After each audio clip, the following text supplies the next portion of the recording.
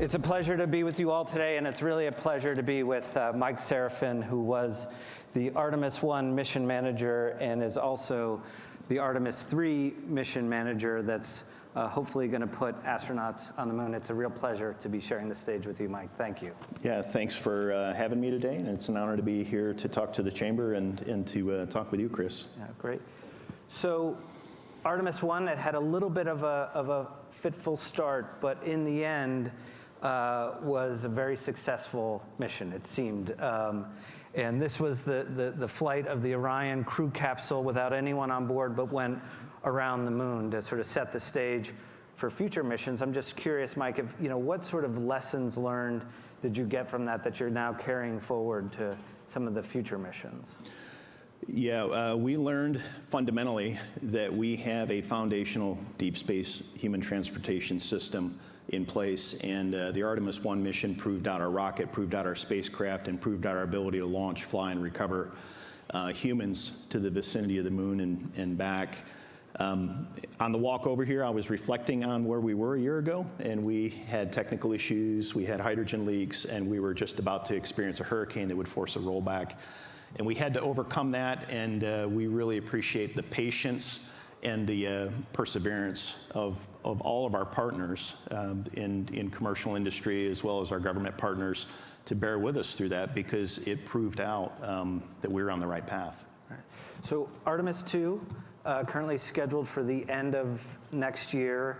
I saw recently that Charlie Blackwell-Thompson, the flight director, led a simulated countdown the other day. Are we feeling confident about that timeline, that will be able to go off next year, or do you see that maybe moving to the right a little bit? There's always what I'll call threats and opportunities as it pertains to getting ready for a mission, and we are still targeting the late calendar year 24 timeframe. We've got hardware that is going to be shipped this month to the Kennedy Space Center, or is already in the Cape Canaveral area, provided by our government and industry partners. And our teams are in training. The astronauts that we just saw in the video there for the Artemis 2 mission are already in training, and the pendulum is in motion. We are on a path to fly Artemis 2 in the late calendar 24 timeframe. And do you feel like you had mentioned in Artemis 1, which was a test flight, right? The whole point of this was to, buy down the risk and find out the glitches, the things that you don't know until you actually go fuel the rocket and try to fly it. You had mentioned the hydrogen leaks, some of the other technical challenges. Do you feel like you're in a place now where Artemis 2 and the future missions now will launch a little bit more smoothly, or if there are challenges that come up, is that to be expected still? We fundamentally had to learn how to assemble, integrate, and launch and fly and recover the rocket. All the ground teams, all the ground infrastructure, the support equipment, we had to learn how to put all that together and to do it for the first time. And we've learned some efficiencies as a result of that. Certainly a lower pressure and a slower loading of the hydrogen reduces our likelihood of having a hydrogen leak.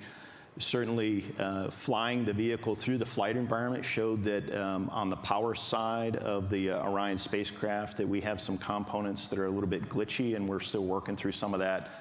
But the system robustness, the system design is able to handle that. We flew the vehicle in the deep space radiation environment outside the Earth's magnetic field. And we did demonstrate the ability of the vehicle to self-correct, and it's designed to do that. In that flight environment, and then bringing the vehicle back at Mach 32 or 24,500 miles an hour, and the ability of the spacecraft itself to sustain those conditions for a long enough period of time to decelerate it over the course of 20 minutes from entry interface to splashdown in the ocean. We learned a lot from that, and for the most part, it was that our testing, our engineering, our modeling was pretty accurate, and we've had to adjust a few of those along the way. Some of those will benefit us in the long term. We have more margin from a power production standpoint than we thought. We have more margin from a thermal system capacity standpoint than we thought. We have more margin from a propulsion and system performance standpoint than we thought. So all those are in the direction of goodness, but we had a few glitchy things come up along the way that we're working to address over the long haul as well. Cool. So looking ahead to Artemis 3, scheduled as the first human landing on the moon since, as we heard in the video, the last of the Apollo missions in 1972, Jim Free, the associate administrator, said last month that this is technically very challenging because you're trying to go to the South Pole, new technology, new landers with Starship, and that if there might need to be a pivot from a landing to some other kind of a mission. Is that still the case? And I'm just sort of curious, how that stands now, knowing that there's a lot of time between now and then for things to develop. Yeah, we are going to use whatever time we need to accomplish the stated objectives. And Artemis 3, we are looking to put humans on the moon near the South Pole for the first time ever, but humans on the surface of the moon for the first time in over 50 years.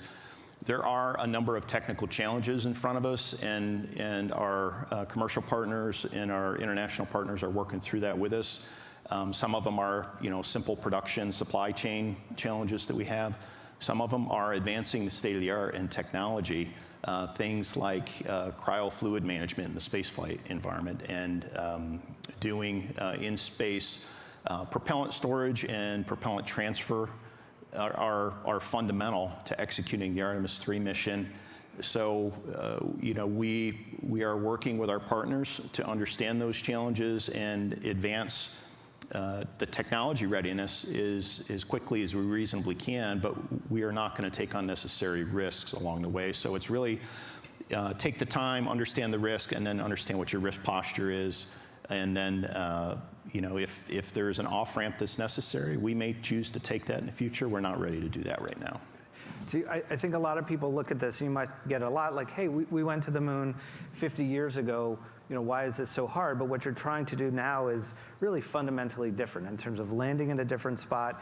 You mentioned that the cryo transfer. What Starship intends to do is actually refuel in low Earth orbit. I wonder if you can talk a little bit about that architecture. I know I'm sure it's changing in terms of the number of refuelings, but how that is different and what that really will look like going forward. Yeah, fundamentally, the human landing system leverages the ability of Starship to launch a storage depot into a Earth orbit, and then tankers to put fuel in the storage depot, and then we launch an uncrewed, or our commercial provider will launch an uncrewed human landing system, fuel it in low Earth orbit, and then perform a translunar injection maneuver to get it out to the moon, where it will wait for a crewed Orion vehicle to come up. So Starship complements the architecture well, because it affords us the ability to go sustainably from over the long haul, as well as the Blue Origin Blue Moon lander that will allow us to sustainably go from lunar orbit down to the surface and back up. And Orion has the heat shield on it.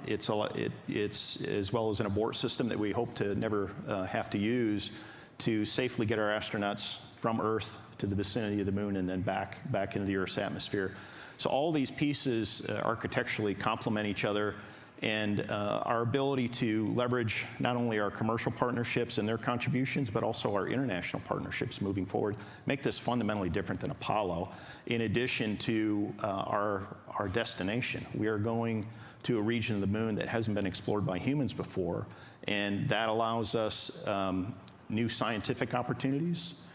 It allows us, from a national standpoint, to demonstrate national posture and to partner with friendly nations, and also to advance technology with our commercial and industry partners.